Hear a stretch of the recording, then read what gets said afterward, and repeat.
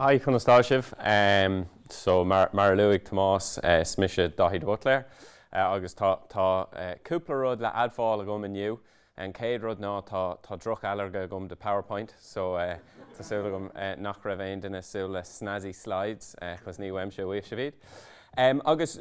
tá mé seo inniu le leabhart faoine na heilge aisteacha atá gom agus is dócha má aistear I géirí dul an lech le na heilge seo agus céir atá fálam a gomsa faoi. So ní go ná eilge a bhíon a gom, bíon mise lurgach de rudaí ar nós an sula seo atá ag lunrú, tá sin a choras me bheabhar dom. Bíam just ag sí sias is málam a bheitú sa boga ag leabhart le daoine ach. Is dócha tusníon muscéil agus an céad mór eilge bhí a gom le mo céad cuimhne. Agus binnar a bhí me tríomhlíon díis, bhí choníar me sasan an tam sin. Agus is cuimhnum gur tháinig maithar a bhaile ó bhí sé tar éis bheith an éireann. Agus tháinig sé ar ais leis an uirlís nua seo, agus seo, luas na nóchadaí, ní héagurb a bheith feicálaach mar éarnach an rud is fearr le bheith is sasan an tam sin. Agus bud bhí an uirlís seo aige bhí nua dumsa is cumáin a bhí ann. Agus is cuimhnum gur thóg sé muid amach ar an sráid agus gomíoch sé ag sprí le cumáin linn agus bhí sé múna an tradiisiún agus an sciil seo ar elam sesin óna ahar agus ar elam ahar óna ahar rihre agus bhí sé géirí go bharbroch marna an sciil céine agus. Scuimhnum cúpla bliain ó hin ina dhé sin bhogam ar ais go cilcuinnig agus hit mé níos duimhne in rá leis an sport seo agus ceap mé go rodúntaach a bhí ann. As in sin hosnig rudí ag ahrú nar bhí mé beidir dóie agus hosig mé ag ahant go raibh agus níor hiig mé agus ní raibh an termíocht a go mé an am ach bhí an cluiche seo ann agus bhí grágam dó ach de réir mar bhí mé dul níos duimhne agus níos duimhne isteach sa cultúr a bhain leis dahan mé nach raibh an cultúr sin fellúnach don. Scuimhnum a bheith gábhlíonn déag díos agus just a géirí a bheith ag sprí agus cú mé amach a ggur trials chun fáilt ar foran an foran a bhí a going sa bhanscoil i Chláiste Ciarán a Kilcunnig agus bhí céadocht a duine géirí feice cuaig spát a bhaint amach ar fanéil agus bhí mis dóíag bhí mé géirí sprí chuna éh nach raibh cead gom sprí agus scuimhnum bheith 3 dé agus an bu a bhí gom an tam sin ná bhí mé anna hapaig agus cuireadh mé go minic a marcáil beidir an duine is fearr nó an tusaí is fearr bhí an drám eile. As is cuimhnum bhí mé marcáil ceann na lads mór le rá sa conta an tam sin agus sa céad fihin óméid ní raibh sé trééis an líród aáil. Agus rit an fearr seo isteach ar an park bhí sé maithaisteach na trochadaí marach na dadaí an tam sin agus thosa sé scradaí lorem agus mé 3 dé agus sé rá what are you doing? You're useless. You'll never do nothing on him. You're useless. You're useless. As an fearr seo agus sna dadaí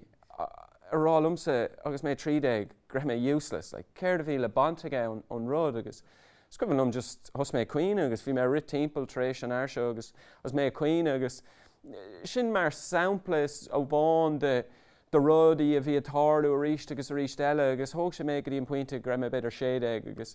agus daimsigh mé an céad mór eilge a bhí a gom agus bin an cultúr sa CLG. Agus dairigh mé as agus stop mé gimmert. As bhí sin an dechar because bhain sé go láidir le mo féinúlacht dearhan nach neacha mé ar scóil ó ís 8 go beidir ís 4 gan cumáin am lámh agus go toban bhí an rud seo bhí anna lárnach im a féinúlacht a fás in éas a Kilcunnig agus I just couldn't hack it anymore. Agus dairigh mé ach searamh a leathan CLG ar feadh tamil de bhlianta agus thosa mé rá le mo cháda well chuna éh go meachta gimmar cormú ama so on and so forth. Tar éis tríú ceir bhliain a thosaigh mé ag ahant, well, beidir ní hé go raibh an lucht le na gluichí beidir go raibh an lucht leis an cultúr agus tháinig scata going le chéile thart faoin am sin agus bhí an cinning conceap seo going céir a thloch dá chumar club CLG lán-Ghaeilge le chéile. Agus an rád ar hatanlum a gcónaí faoi rudaí uair a dhéanamh a chóra 3 gaige ná tá tú dulasteach a paradigm umlán éagsúil agus tá tú an ann na rialacha agus na cultúr atá wet a Cruthú as an nua tuisnach ann dó hena féin. Agus cúmar isteach agus thosníomar cumann sport agus inis demlíonn níos déanaí sí an cumann sport is mú fás in éireann tá fé cúig foirne beagnach cúig céad buí a limirthe. Agus tá an éirid sin rudí fála mo going ar an aistir sin agus bhí mise mar Chathaoirleach Bunaithe nuair a thosnaí mar amach, bhí mé mar Chathaoirleach Bunaithe sin nuair a thosnaí mar forna faois. Is tá beidir as an 200 bualimar tá beidir 350 acu siúd mar fáistí ar fad faoi bhain 2 bhliain 10 díos faoi láthair. Ach tá siad a dul aníos gach bhliain. Bí marrálam chuir daoine ceiste am caitheann go mé chun éirí as. Deirmnar tá mé 37 cos sin an am go mbeidh na páistí réile teachtasteach am áit. Ach dála mímar golóir ar an aistir sin, agus ceann na mór rudaí ar ála mímar is nuair a ddíiríonn tú ar daoine, agus nuair a cabhraíonn tú le daoine a chuid cumas a cholína tag an turthaí. So ar an páirc tá tar éis ardú céim a bhaint amach 4 le 9 bliana nuas idir Pelnaman, Pelnavár, Amant agus Comógia. Agus an cúis is múgain with tar éis sin dhéanamh is tá tar éis caitheamh le daoine margaíoine agus ní mar robots. Agus ceann na mór í town is tagan daoine thugging blian ar bhliain, agus is daoine iad a dimmer ag na leibhéil is éard a dábhfuil ann sa CLG agus dearann siad ag 25, 6, 7, 9 just stop mé ní raibh mé ann dó ní smú bhí duine rálam go raibh ar mex a dhéanamh nó bhainú, bhí mé dul amach a déanamh mo íthil agus bhí daoine just a scraidir isteach ar marrálam go raibh mé useless nó. X, Y, Z agus. Is dóch an rud a bhí marna géirí Cruthú an céad lá is cultúr nua le stiad an CLG a léiríonn de daoine gur féidir linn airthirt dá chéile gur féidir linn tainmh a bhaint as na cluichí Gaeilge agus go dteochaí bara fuing dá bhar.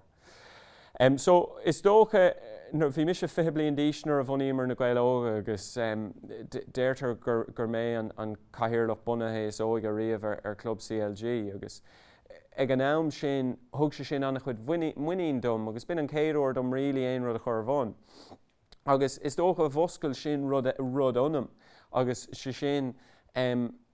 go raibh mé breanú amach an sin i ggéirí oibre amach chunas go raibh mé ná na halairge eile am a héal réiteach. Agus an céad mór halairge eile bhí agam ná ladrán.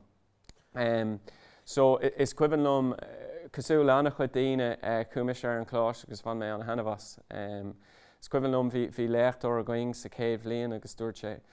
ná lads fáilte an chláiste, dúirt sé gárad agus bacóir go mé Ceannaire for seo le gachtain ar chéad lád an chláiste dúirt sé. Right lads fáilte an chláiste, muna hagann sibh ag mo leachtaí tá an lucht orm tuis go mé ró le dránach. Agus cuoinnig tá sibh sa céad bhliain, ní choiríonn se seo go aon rud, so má fáin tú níos múna dahad fan géad tá tú mar Amadán. Má fáin tú níos lúna dahad fan géad tá tú mar Amadán níos mú.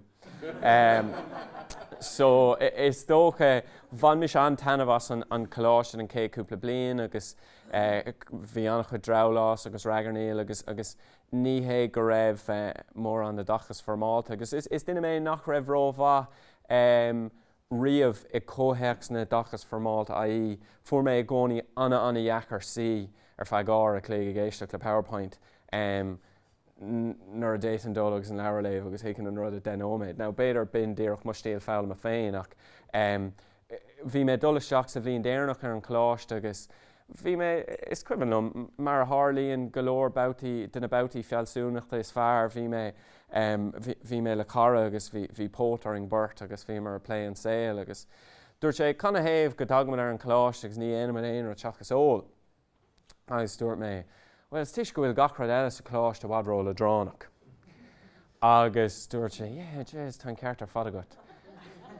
Agus ní muidan na sortaíine bhí tar éis a bheith anna bhaintach le aontas na macléin nó saoil na macléin nó chuilehoirt agus os ní mar a ráling féin, well, jeez, nach meach sé go má le dá meach actually crack le bhaintas rudaí les muid a ólachán sa chláiste. So hos nímar caitheamh timpeall cúpla smaointaí agus feartíimar go dos nómad a chur roinnt rudaí ar bhain. Agus hos nímar a déanamh agus tá se seo a fachta bhhad níos mú le déim líana nuas agus fecha manach chu daoine amach a réithar wathe le tainmh agus síimseocht an iseach déim líana hin níorthaigh me sin an éoncur. I was like, céim fág a héal amach a ré, like pure drudgery, like, So bhí marna like, but Jesus, saolaí dá meach ar fad a déanamh rás míle in ar fóbríistí, like bheith crack mála sin. So os nímar a dagríí mar sin agus bhí cúplacéid duine ran fáirteach ann and den hos nímar a rá, well, nach meach sé go má dá rachmad isteach teach altranis agus dá bhúnach muid na seandaoine chun stand-up comedy dhéanamh. Agus d'oibrigh go mála sin agus den thusníomar rá, well dá héach muid ag na scolanna Ballymunna agus dá múnam chun dóibh siúd dá nulmhóch muid iad don áirteist trí rapceol. Nach méid sin go má, agus dréir a chéile thusníomar a denmh rudaí agus an mana bhí a going is, if it's good crack and good for the community, we'll do it.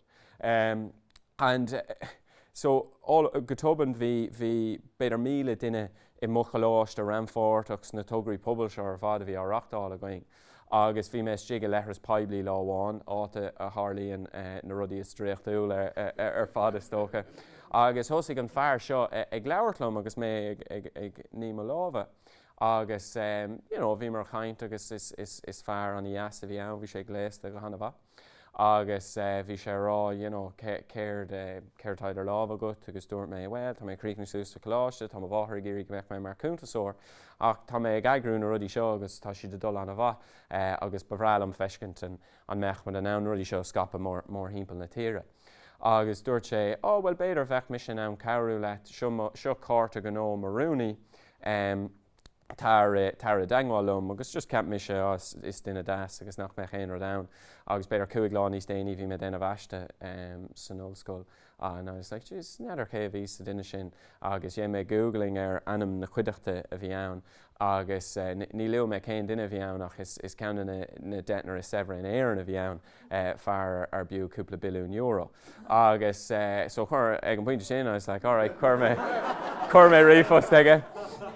Agus cúma isteach aige agus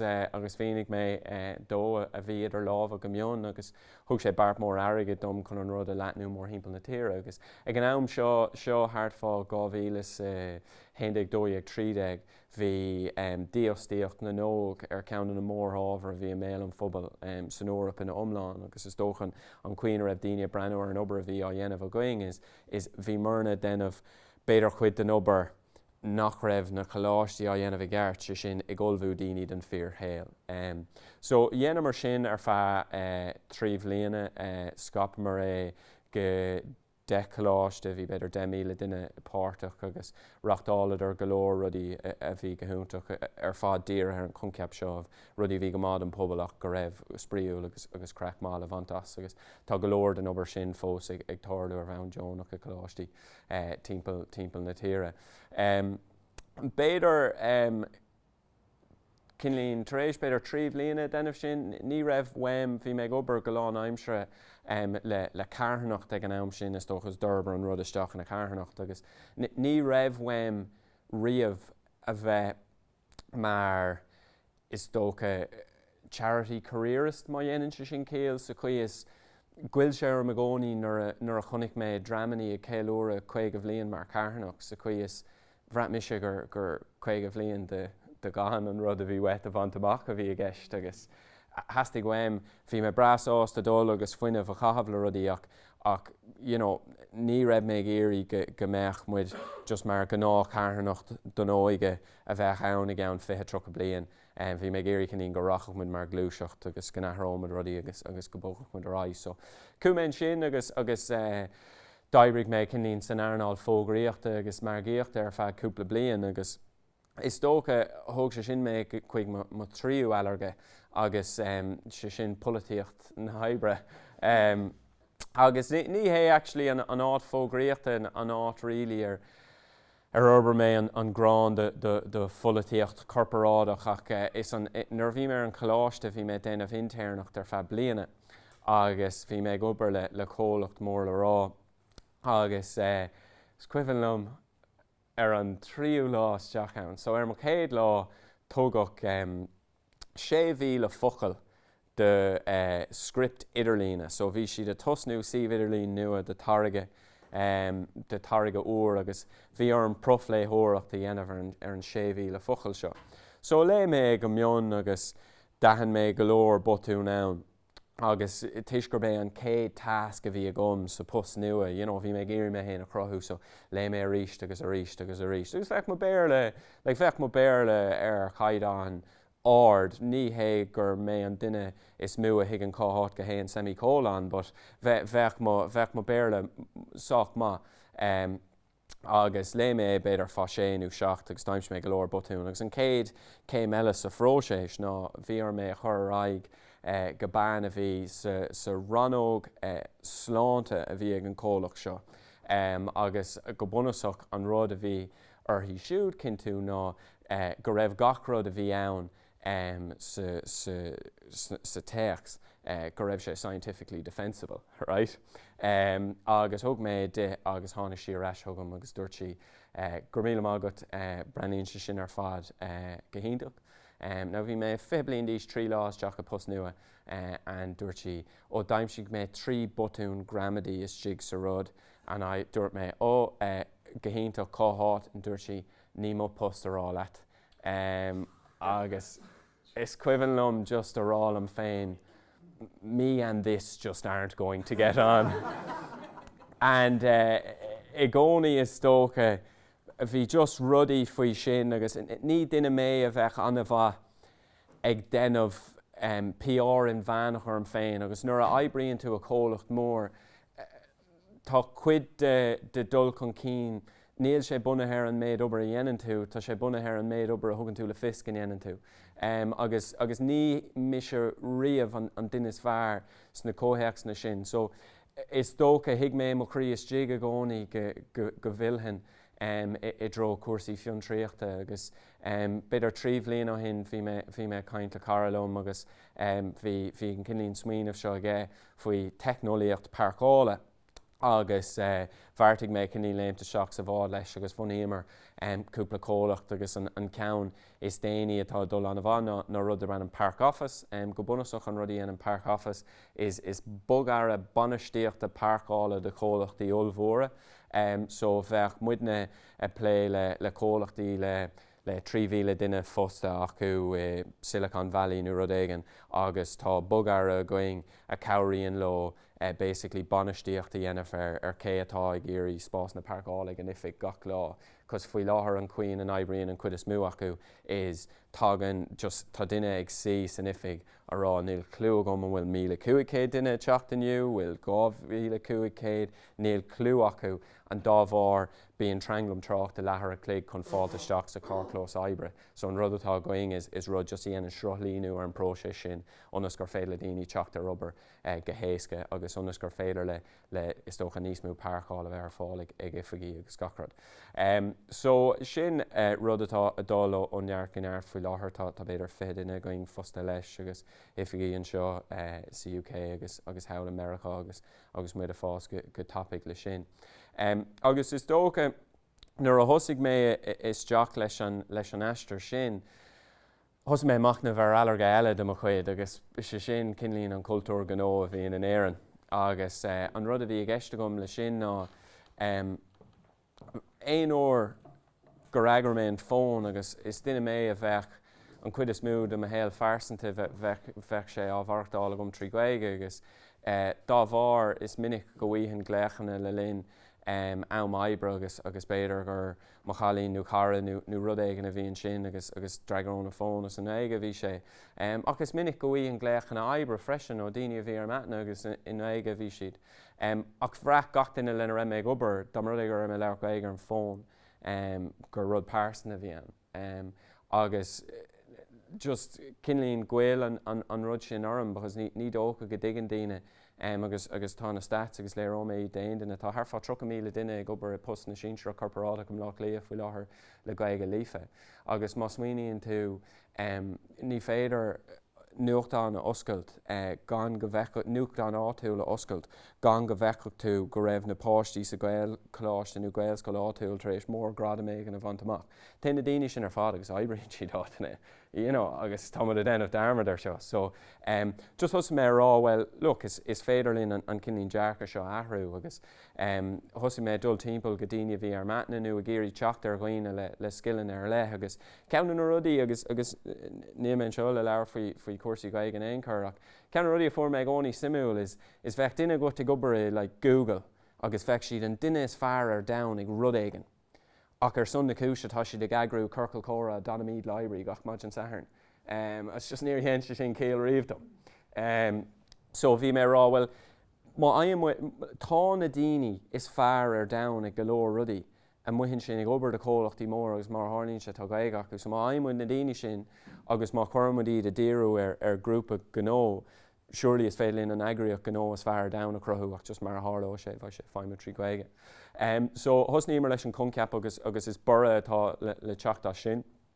So by bura heol ar an cúgal an Márta is rád an fíorsaigh i maileach lia by Harfa céad duine ó cúlairí sínsre corporádacha ann. Tá chaintóirí anna himúil tá lad ó inisír atá mar MD leis an tríú bancas mú ar down, tá fearre as still organ a bhí gailchláiste díal cólacht an orig ar €5 milliún. Agus sin díreach sampla, ní féidir dul go dtí Canary Wharf in London, nó Wall Street in nua áireach gan teacht ar daoine le gaige lífa tá mar executive directors ar roinnt na cistí muoinú is mú ar down. So tá na daoine seo gachát ach nuair a héann tú leabhart le na daoine dearann siad ar fad an dárad céine, dearann siad ar bhean pásanta níl mé annach compórdach le an Ferbert garam tradiisiúnta nó an mó Ferbert garam tradiisiúnta bhfuil ann se sin dul go dtí networking events atá na le dránach agus cai tú chola chahabh agus gach éonáis rud mar sin. Agus ar an darnaród agus ESG tá siad ará agus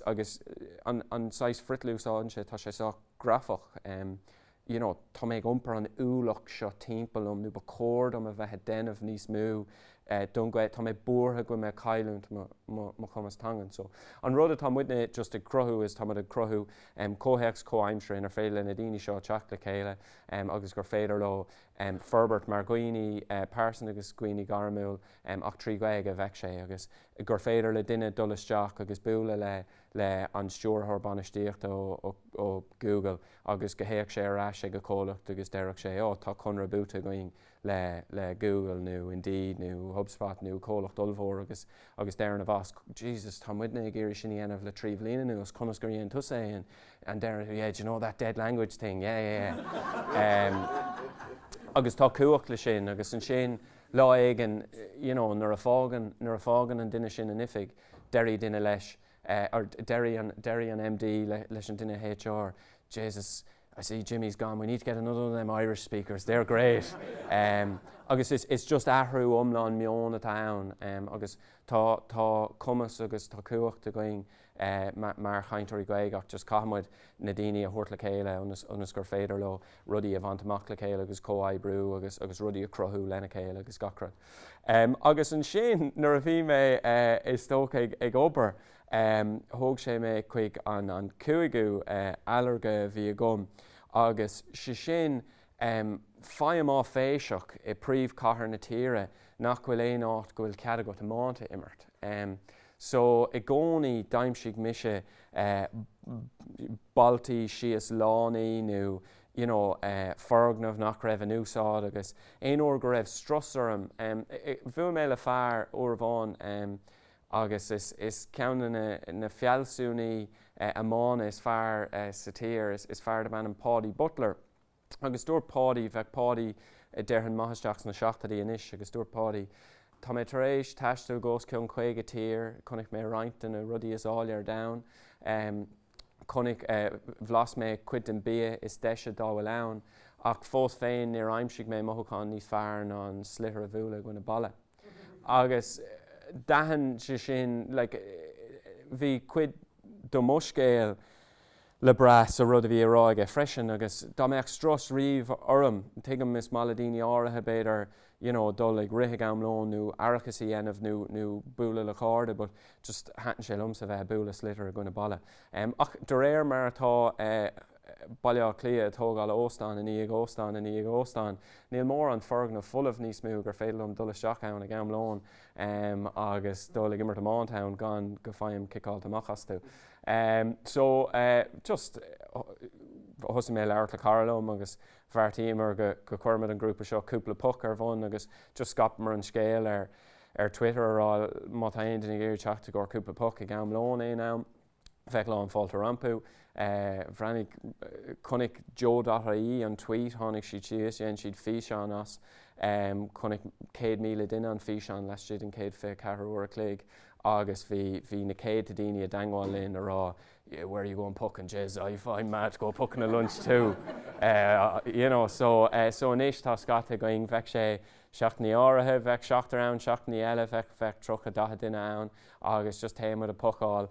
Níl muid an ann ógur cáthát a héimid a pucáil, cos ní ligí den cóla doing a mán héimir a crílór catharbaileach lia. I honestly, ní higamm céim fá, da mé céin capán a géineach chu tógrís balla mána is Jigga Stephen's Green agus rockin na turasóirí fi an dó, but ní sin mar bhíonn sé gcónaí. Agus is dócha agus mé ar an aistir sin ar fad, daimsigh mé beidir an alarga déarnach agus beidir an alarga is mú atá gom agus sin níl mé ann fannach suchar.